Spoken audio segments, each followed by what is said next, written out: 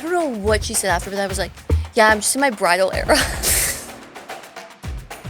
Positive overthinking. So when we overthink, we always overthink about like negative things. Like, what if we started to overthink positively?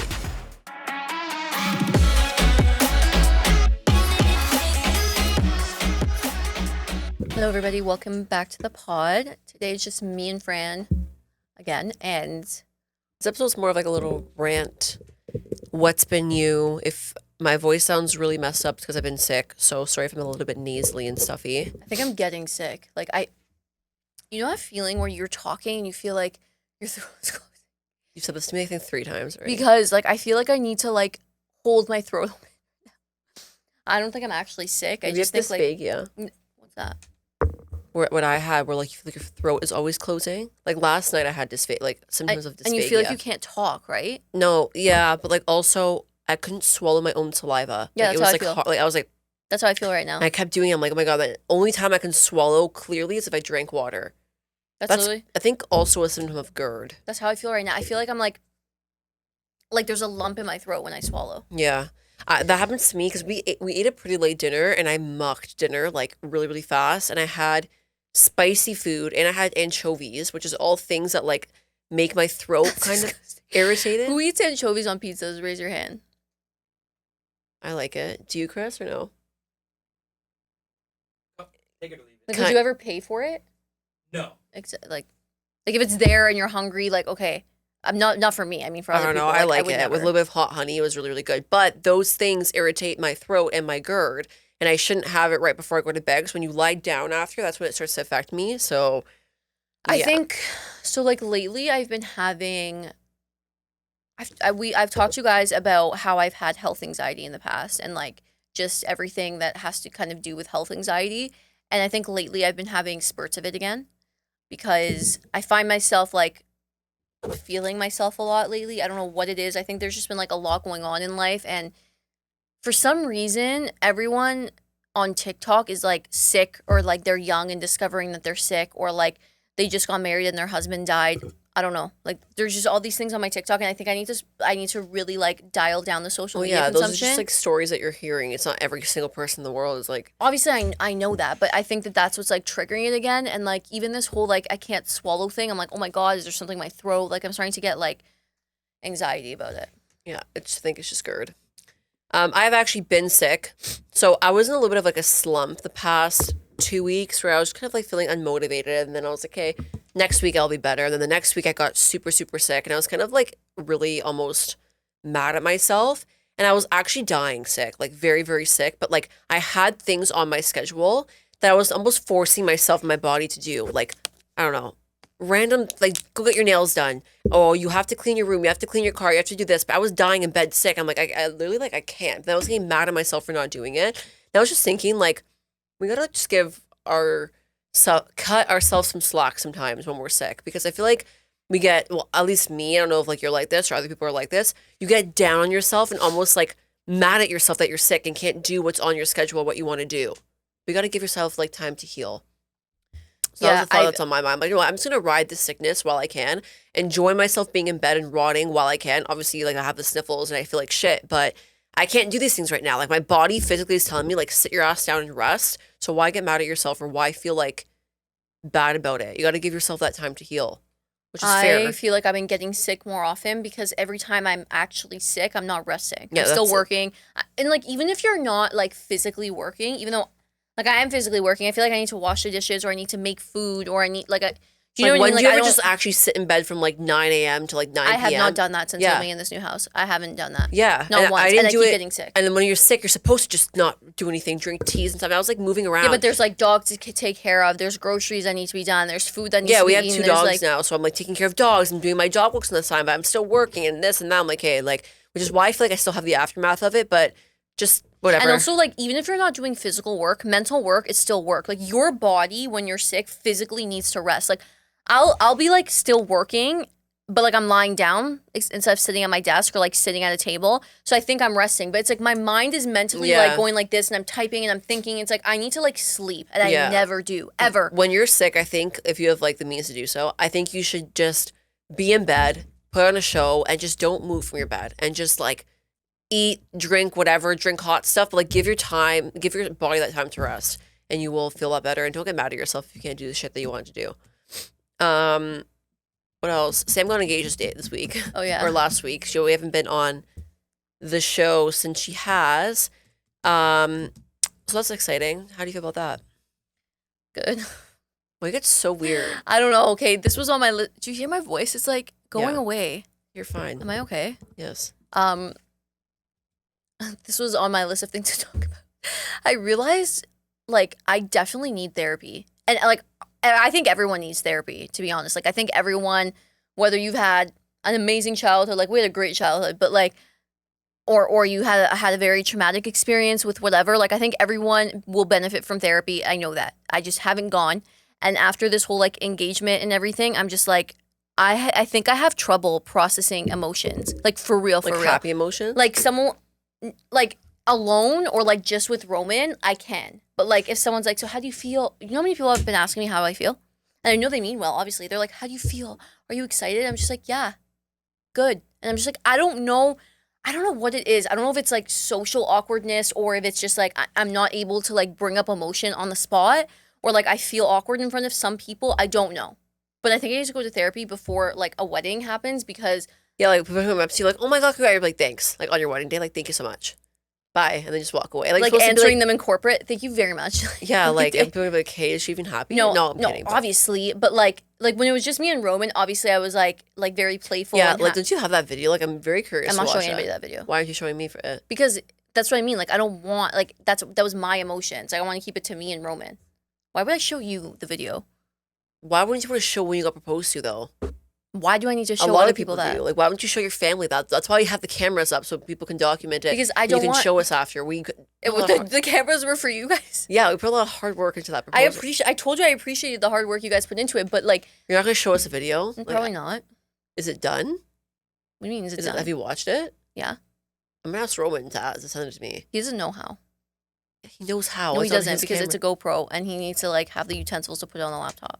He probably knows how, but... Okay, friend, I don't know why you need to see that video. Like, it's my video. That's kind of like, okay, that's kind of weird. Like, that's weird to me. It's weird, but, like, I don't think it's weird. I think it's, like, our moment that, like, I don't want to show other people. But it's your family. But I'm different when I'm with him than... I'm offended. Why? I don't know, it's just kind of weird, but anyways. Okay, I'll show you, but I'm not going to show other people. Okay. Like, if you really desperately You don't have to see other people, but, like, I'd like to see it. Okay, but I'm just saying, like, it obviously feels, like very good, and I'm, like, so excited. I just don't know how to outwardly react. It's like when you open a Christmas present in front of people. Yeah, I'm like that. I'm like, oh, thanks. Like, I guarantee you will feel the same way. Like, if you and Francie end up, like, getting married one day, when he, like, proposes to you, you're gonna, like, when it's just you and him, you're gonna feel, like... Yeah, that's just different person. Like, some people are very, like, yeah, like, look, oh, like, very, like, oh, I literally was like this. I was like, oh, my God. Oh, my God. And that's why I don't want to show people the video, because it's not, like, I don't know, you picture this moment where you're like, oh, my gosh, yes. Like, I know. But, like, it's just, like, it's funny, like... I just think that, like, the way you act in front of, like, your significant other who, like, you feel you're most comfortable with, and then, like, in front of other people, even if it's not just, like, close family, like, other people asking me, like, oh, are you excited? I'm just like, yeah. I don't know what else to say. Like, genuinely, I just... Nothing else to say. Like, yeah, I'm excited. I just get so awkward. To embark on this new journey with my fiancé. You know what I said to somebody? What? No, I'm actually fucking embarrassed. I was at a bridal shower. You fix your hair. And, like, what? Pissed me off. What's wrong with it? No, that strand right there. Where? Nothing. It's fine. It was gonna make me look like shit. No, it won't. I was at a bridal shower and somebody asked me, like, oh, how does it feel to be engaged? I was like, good. I don't know what she said after, but I was like, yeah, I'm just in my bridal era. I was like, so fucking embarrassed. Oh my God. We're in the car and Sam goes, don't even fret. My skin looks so good. I go, don't even what? You know, like, don't fret. Yeah, but why did you say that? That's, like, goes hand in hand with, like, bridal era. I don't know why I said that to this person. No. I was like, anyways, point is, I'm, like, obviously really excited. And honestly. But tell you, you're socially awkward. Like, when you just say, like, shit that, like, you're like, why the me? Yeah. In my bridal era, like, you wouldn't. You're rude. You are a bit socially awkward. I know I am. So am I. I'm just saying, like, legit. That's something I would say because I'm like, I don't know what else to say, so I'm gonna say something that I wouldn't actually say. I said, yeah, it's so weird. I'm in my bridal era. I was like, what the fuck did I... Instant regret. Instantly, I was like, what'd they say? Kill me. they're like, oh, I'm like, fuck. So embarrassing.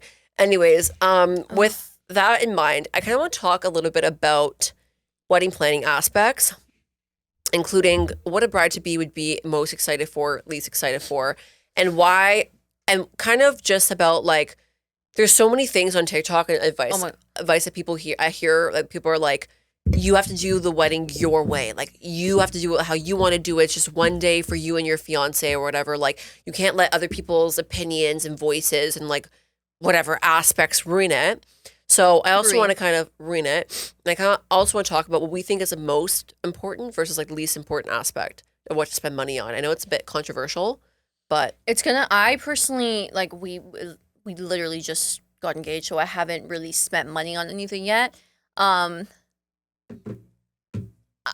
think I'm going to be in for a lot of surprises along the way. But one thing about me is like, are you saying like what I'm like, the most excited for? List one thing you're most excited for and one thing like you're least excited for. List one thing that like you feel like is a good, like you want to spend your money on, and one that you feel like, okay, no, it's not really like. What I'm most excited for are a couple things. Firstly, like the bachelorette party and like that whole thing. Like I'm actually excited for that because I know that there's some people who don't take like bridal parties very seriously. Like they don't, like they'll either just put whoever or they won't put anyone at all. And like that's fine. It's like everyone to each their own. But like for me, whoever I put in it, like I want to 100%, like I just finished saying, I'm not always like the most emotive or like comfortable all the time. So like whoever's there, I want to make sure that like I feel 100% comfortable with them and I know that they support me and like me and Roman together and they've like been there with us through things. You know what I mean? Like I'm not just going to put more people just to like Roman has a lot of close friends. So I'm not just going to like fill up my bridal party just to like match. Yeah. So the whole bachelorette part of it, like just like bridal party, like all those festivities is exciting to me. And like I think going on like a trip with your friends, whoever would want to come, like I think that that's pretty cool. And then, I don't know, just an excuse to go away, I guess. So that's exciting. I am a project manager, so I genuinely like planning. Like I'm all about like spreadsheets and organization and folders and formatting, and like I just like that stuff. So I'm actually genuinely excited to plan. Yeah, like the planning is, it's overwhelming, but I feel like if you got it down packed, like if you kind of got like a routine and kind of like a jive going, I feel like it's fun. I have a routine in my calendar. Every Friday I have weekly wedding check. I know you sent me the spreadsheet. I looked at it. And like there's a whole spreadsheet and everything. Like, and I was never like, before the whole like engagement, I was never the type to like plan for a wedding, because I didn't, like there wasn't one. Like I never imagined anything. Like that's why when everyone's like, oh, wear this, wear that, or like do this, do that, I'm like, I haven't even really thought about it. But now that I actually am, I realize like it's actually fun to plan. And a lot of people talk about how like, oh, it's one day. Like you're doing all this for one day, but like it's the doing all this part that's part of the experience. You know what I mean? Like it's nice because like families are like, another part that I'm excited for is that families are excited. Like I know it's like about you and your boyfriend, fiance, whatever you want to call it, or you and your future husband, but at the same time, like the families are really excited, especially if like you're like one of the first in the families to like get married. Which but you are. Yeah, which I am. But like even if it was you or whoever, everyone's always excited for that. You know what I mean? So like a big celebration. It's nice to see. And then another thing is, I'm excited to go like test food at venues. Yeah, I feel like that and like cake testing. Yeah, like me and Roman love food and shit, so I feel like that part, like I'm gonna be really excited for. Least excited for, which I've actually already started, because every like planner I've talked to is asking me like, what's your guest list count? And I'm like, am I supposed to know that already? And they're like, yeah, that's like the most important part. So I'm least excited to solidify the guest list, because similar to like the bridal party thing, like I'm not a huge fan of like people inviting people to their wedding that they've literally never met. Yeah. Or like they've met once and like they don't really know. Like, I don't know. It's just like, to me, it's a bit like all eyes are going to be on you. So don't you want to know who's like looking at you, being there for you? Not only that, it's just like you want to surround your day with people that like you genuinely want to be there. Like, I don't know. I get, like, I think an old Italian way is inviting people that you've known once and like your nonna's friends, wife, husband, whatever. But and to a certain extent, I understand why people do that. It's like, again, like I said, like a wedding is for you, but if your family's helping or your family's excited and they want to invite their best friend, like whatever, it's like, okay. But you have to, like, from all the advice I've heard, you have to put a stop to it at a certain point. And yeah, I don't think that we're gonna have a problem with that, but like looking at the amount of people, like when we made this list, I was like, holy shit. Like, it's a Yeah. lot of people that would be coming to an event for us. We don't have to, and also I'd want guests where like I'd feel comfortable going around to the table and be like, hi guys. Like, you know what I Exactly. mean? Not just like, Again, socially awkward. Yeah. Just be like, thanks for coming. Most important, money wise, again, I haven't been through it yet, so I don't really know. But like off the bat, I think like spending money on good food is yeah, probably that's the the most main thing. I important. feel like that's what people remember about a wedding. Like I've been to many weddings, and the only thing I'll say is the food was shit or the food was amazing. Yeah. I'll never actually say food was shit. Like that's kind of mean, but like I'll remember if the food wasn't yeah. good. I think you remember food, Music. and like just the overall vibe. Yeah. Like, the atmosphere. I like said at that my too, yeah. wedding, I want people fucking dancing. Like people are not dancing, like dance. But I feel like it's also up to the guests that you invite to do that. Like you can't be the only one there, like, woo, everyone. Like they're gonna, like, you have to kind of, which is another reason why I feel like having everyone that you know there, like Yeah. not randos, is like, I don't know, I want everyone to be having a good time without me like having to force that.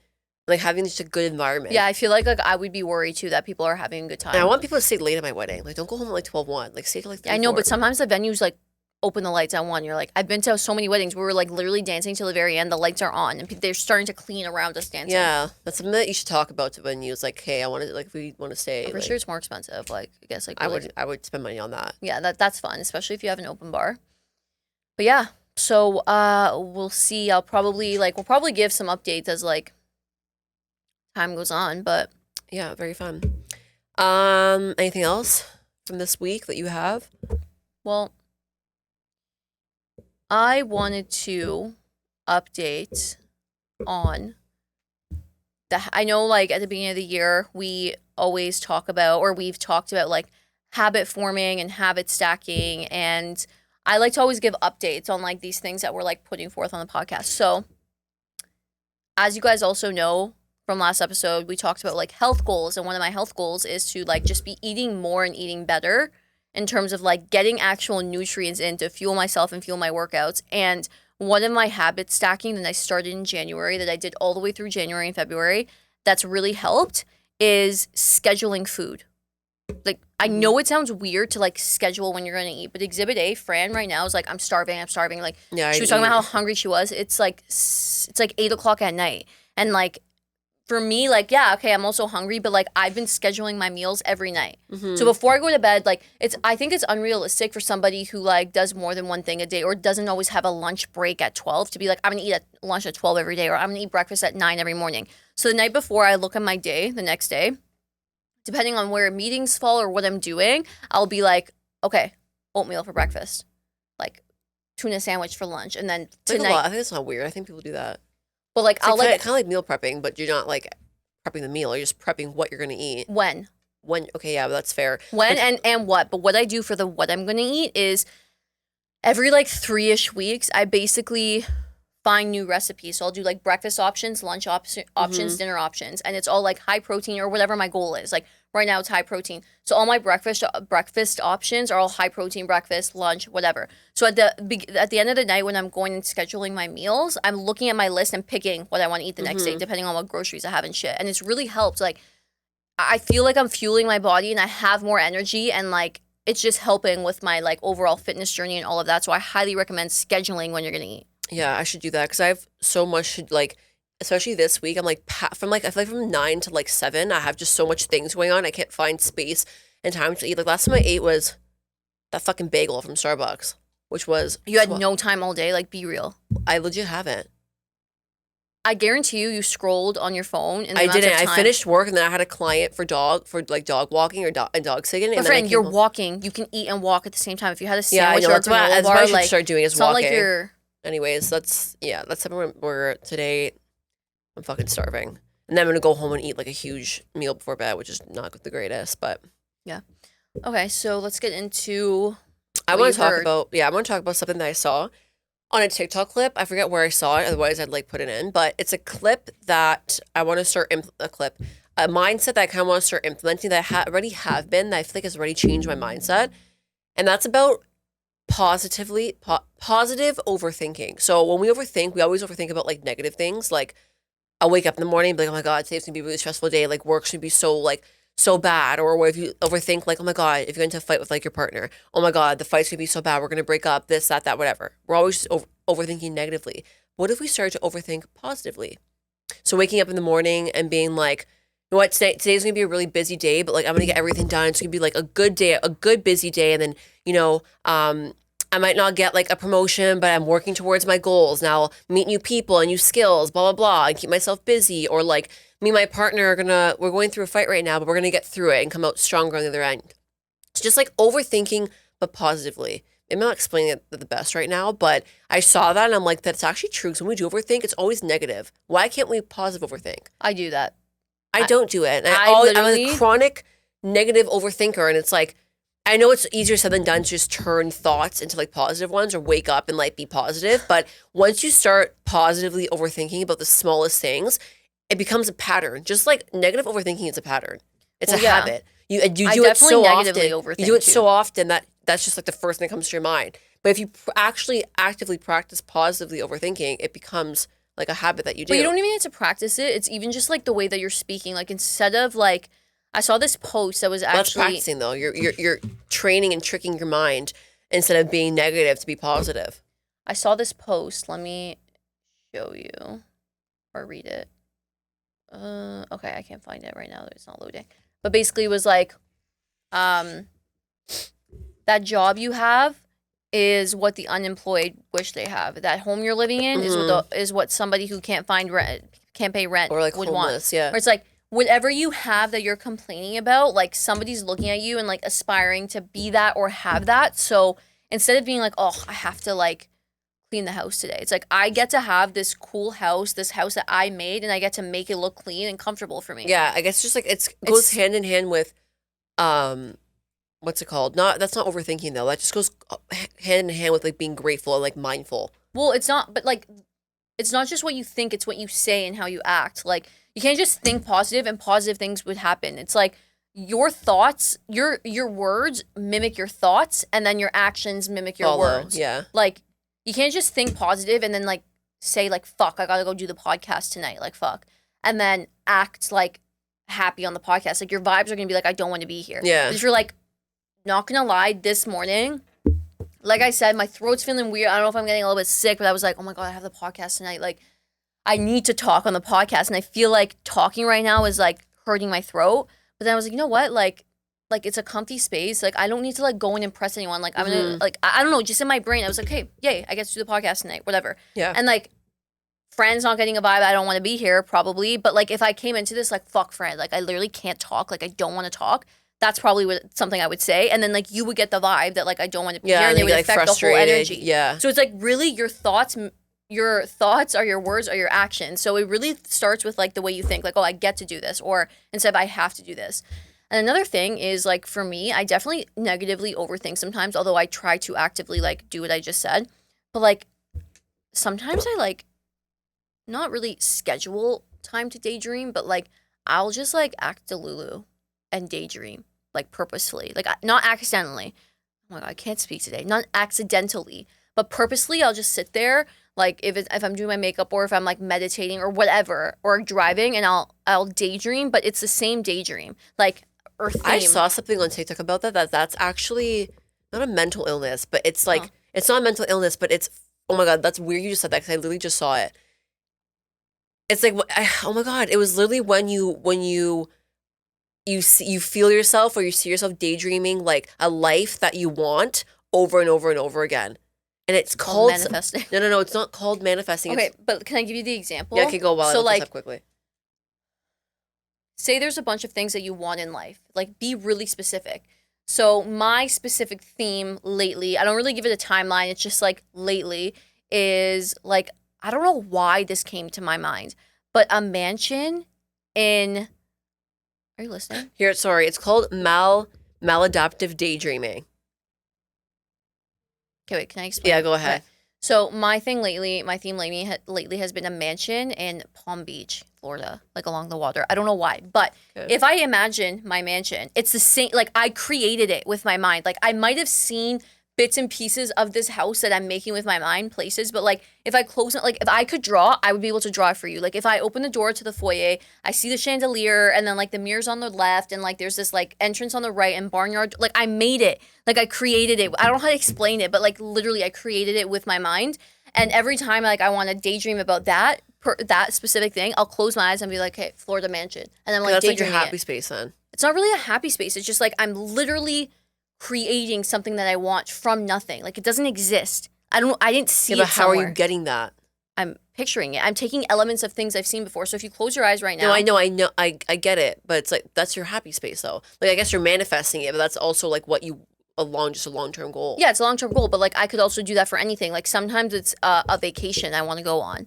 I don't know where I am in the I don't know if I vacation. close my eyes what I see right now. I just see like Okay, so close your I eyes. see the same thing all the time. It's an open farm. I've been saying that for so long. Okay, so that's what you see. But like it's the same open farm that you created, right? I probably saw it somewhere and now I'm just kind Okay, of so like close your eyes right now and like picture a mansion, but like you have to really I yeah, don't it's picture a mansion though. I just keep going to a fucking farm. okay, what's something else that you've wanted in life? Like a certain car or like I don't know. A Jeep. Okay, so close your eyes and picture a Jeep. Now pick a color. It's Like red. a big Jeep Wrangler. Okay, it's red. Now it's red, It's a red right? No. Okay, yeah, it's red. Okay, it's red. And now the interior is like black leather. Okay. And you're driving along like a coast with water on the left side. So see, that's not.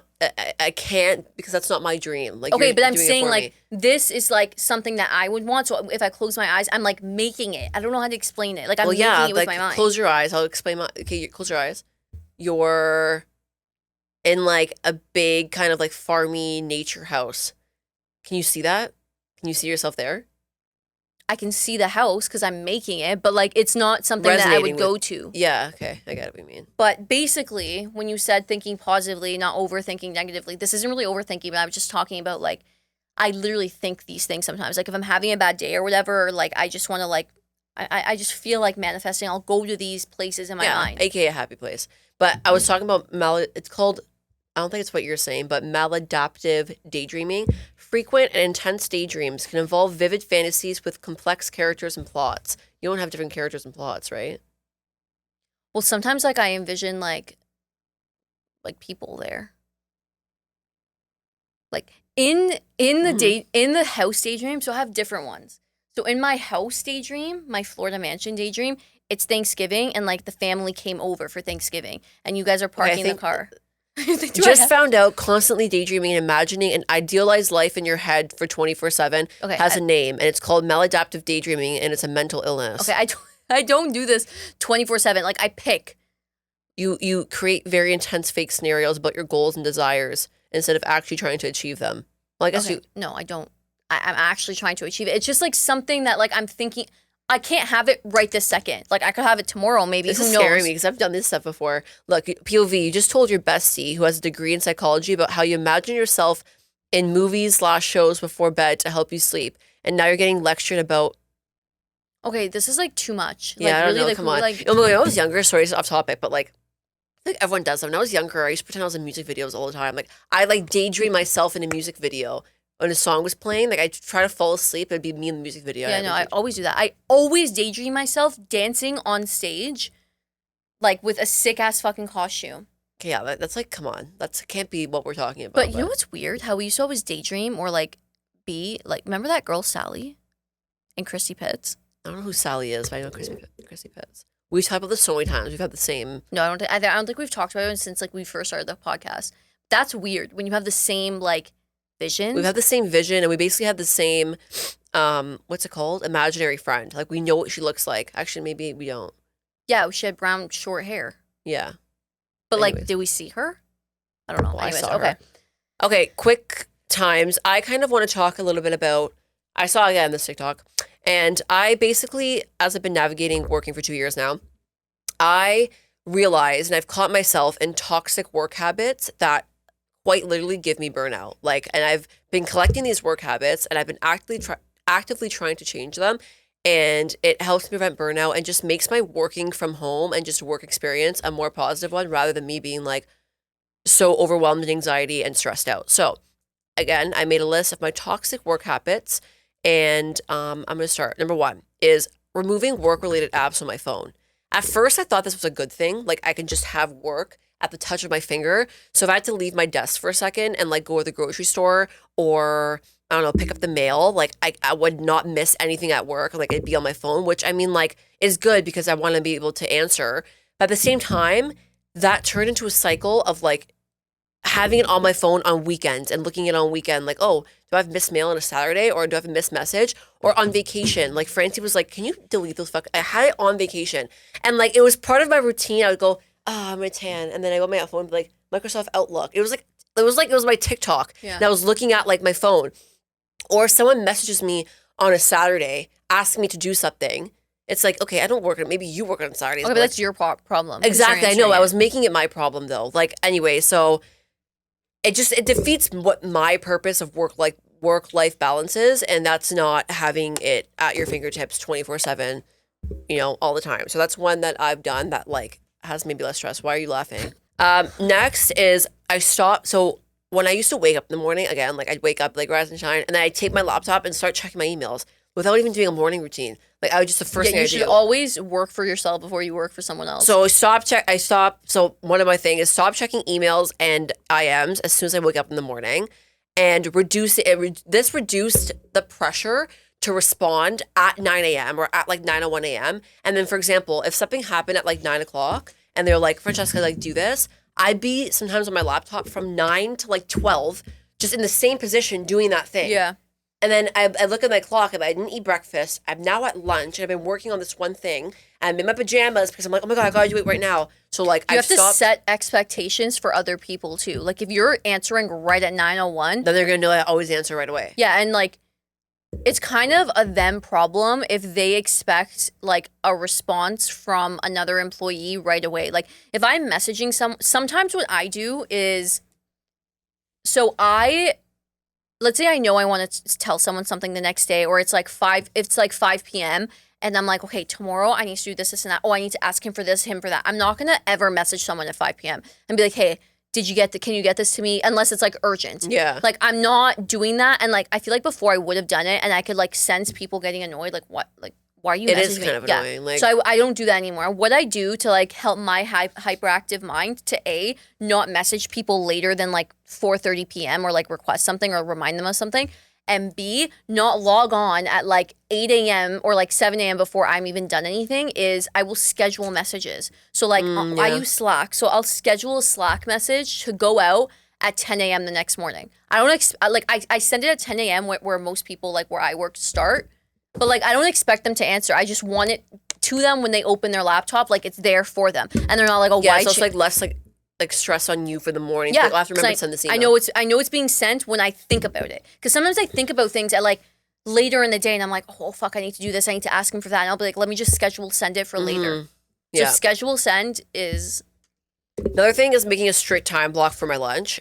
It doesn't have to be 12 to 1. Mine's 12 to 1. If I have to work through it, let's just say it's 12 to 1, but I've been working from 12 to 12:40. So I'm not going to be now, oh, I only have 20 minutes for my lunch. Like, no, it doesn't count. I'm going to now schedule 3 to 4 or 2 to 3 or 4 to 5 as my lunch. Like I want to if I have a lunch, I'm going to use that lunch, not to work. And that's another thing that kind of ties into like scheduling your eating, because a lot of the time I'll work like throughout the day and then forget to eat because I'm working through my lunch. So schedule like a block of time that you have your lunch. Even if you don't have it at your scheduled lunch, take the next hour to block it off your calendar and be like, hey, I'm eating. And another thing that's helped me is like eating not around my laptop. So I'm not eating my lunch while I'm working. Like I'm like removing myself away from my laptop to eat somewhere else, or even taking that lunch if maybe I've had like, I'm not hungry, taking my lunch to like go to a coffee shop and get coffee or like walk or something. Oh, just away that's a big tip for me. Away from your laptop.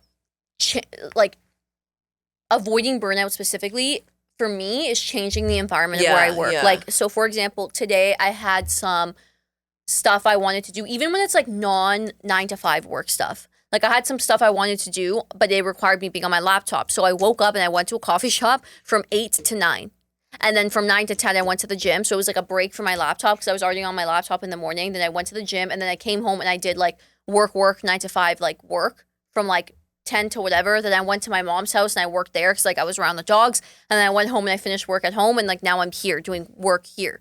So it's like changing the environment of where you work really Well, I guess helps me. if you work from home, I guess like you can't really do that in the sorry, office. if you But work in the office, that's not yeah, for you, but that's a huge. But you know one for what? me. Like, it's a very big misconception. It's a very big misconception that people who work from home don't get burnt out, and like people who are at the office like are just like stuck in the office and it's like horrible. Which I don't think I could ever like every single day work from an office anymore. Like it's just like I'm so productive at home. I don't see the point. Yeah. But like when I did work from an office at one point in my life, like it was very like work is at the office and home is home. Yeah. But when you work from home and like you have stuff to do other than just your 9 to 5 job, like podcast work or we have side business work or like whatever, real estate stuff, it's like it doesn't stop ever. I'm always on the same laptop doing the same shit, like moving spaces and like being in different settings, seeing different people around you or seeing other people work when you're at a coffee shop motivates you more. Motivates you. Then my last tip is not making anybody else's end or start time my end or start time. We kind of touched upon that. Like just because somebody else wants to end their day at 7 p.m., I'm not ending my day at 7 p.m. Sorry, that's my boundary. Like some people will message me, I'll ask someone for something and then I remember one time like they were like, okay, yeah, I'll get it to you. And it was like 6:30 and I was waiting on my laptop. I was like, and they sent it at like 7. I'm like, but why the F am I waiting here?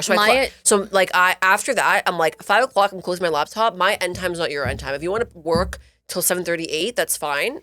Okay, Not me. my advice or something like that, just last thing we'll touch on for this is if you are in like an operational based role where like you kind of are, and you are like the task is based on somebody else's tangible output. So like designer or like, I don't know, it's like a tangible output. Like you're an operational based role. So you're not actually like making the asset or the output or like the sheet or the doc that you need for the whole milestone to be completed. For that to be finished. Yeah. So it's like I'm like waiting on somebody else.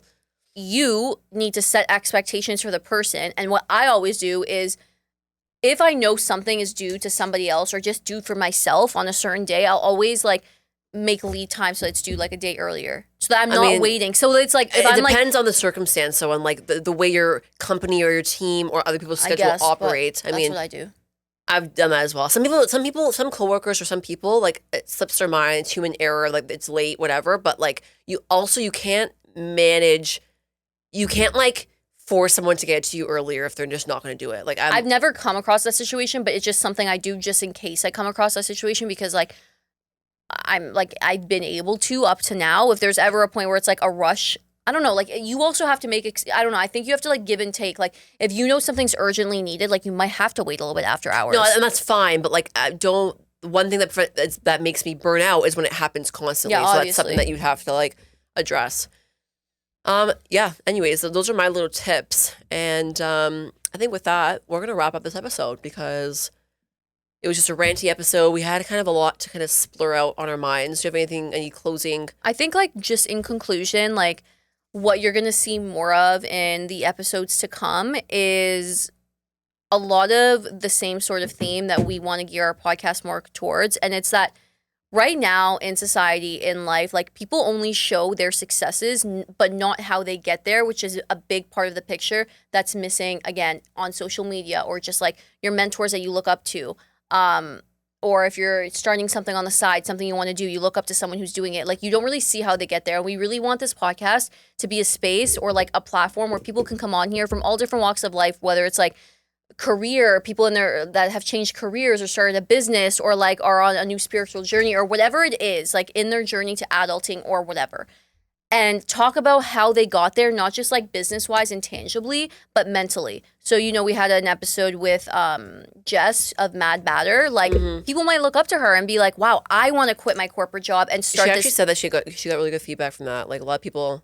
So they might be like, I want to quit my corporate job and start this business. Like if they're looking at her Instagram and they know that from her TikToks, like she quit her corporate. But like, how did she actually get there? Like all the trials and tribulations, all the successes, all the little wins. Like she came on here and she talks about that. So we want to do more of that. Like I personally experienced it. I wanted to start doing real estate. It's something that I've experienced. I wanted to start real estate on the side. I didn't do enough research or like reach out to mentors I had about what it's like to do real estate on the side. Like I thought I was gonna have my corporate job, do real estate on the side, and make like $1 million doing real estate. It just doesn't work like that. And I'm glad I got my license, but I also got a reality check with it. So, you know, like we just want to have more people coming on here really telling like their true stories, and that's what you're gonna get more of on upcoming episodes. So yeah. All right, guys, thanks so much for tuning in, and we'll see you next episode. Bye.